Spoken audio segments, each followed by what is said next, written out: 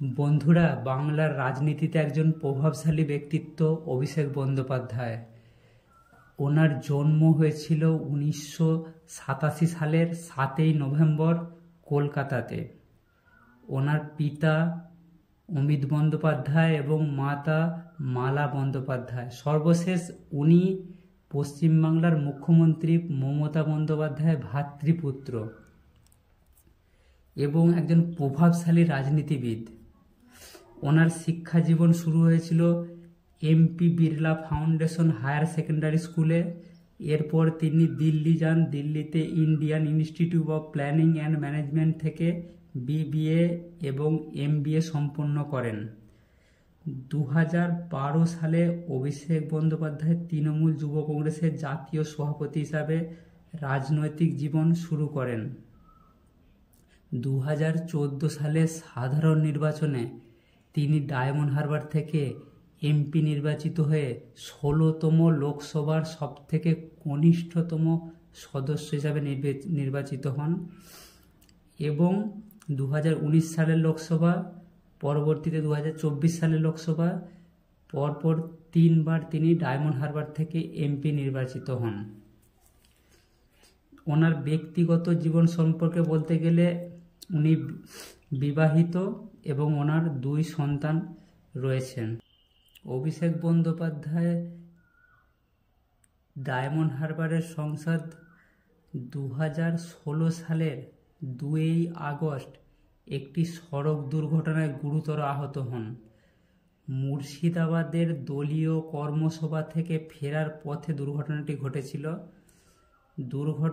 ঘটেছিল সিঙ্গুরের কাছে দুর্গাপুর এক্সপ্রেসওয়েতে। অভিষেক বন্দ্যোপাধ্যায়ের গাড়ির সামনে এবং পেছনে 2টি পাইলট কার ছিল এবং তার সামনে একটি দুধের ক্রেন গাড়ি ছিল, যেটা পাইলট কার ওভারটেক করতে যেয়ে ধাক্কা মেরে উল্টে যায়। এবং দ্বিতীয়তে ছিল অভিষেক বন্দ্যোপাধ্যায়ের গাড়ি, যেটা গতি নিয়ন্ত্রণ না করতে পেরে তাতে ধাক্কা মারে এবং গাড়িটি উল্টে যায়। অভিষেক বন্দ্যোপাধ্যায়ের মাথা, ঘাড়, চোখ ও পায়ে গুরুতর আঘাত পান। দুর্ঘটনার পর দ্রুত বেলভিউ নার্সিংহোমে নিয়ে আসা হয়। অভিষেক বন্দ্যোপাধ্যায়কে সিটি স্ক্যান ও এক্স-রে করে জানা যায় মাথার হাড় ভেঙে 19-20টি সেলাই দিতে হয়। পরবর্তীতে তিনি সুস্থ হয়ে ওঠেন। মুখ্যমন্ত্রী মমতা বন্দ্যোপাধ্যায় দুর্ঘটনার পর তদন্তের ভার সিআইডিকে দিয়েছিলেন। তিনি বলেছিলেন যে চালককে কেউ কোনো নেশাগ্রস্ত জিনিস খাইয়ে দিয়েছে। পরবর্তীতে তদন্তে জানা যায় যে চালকের ঘুমিয়ে পড়ার কারণেই এটা হয়েছিল।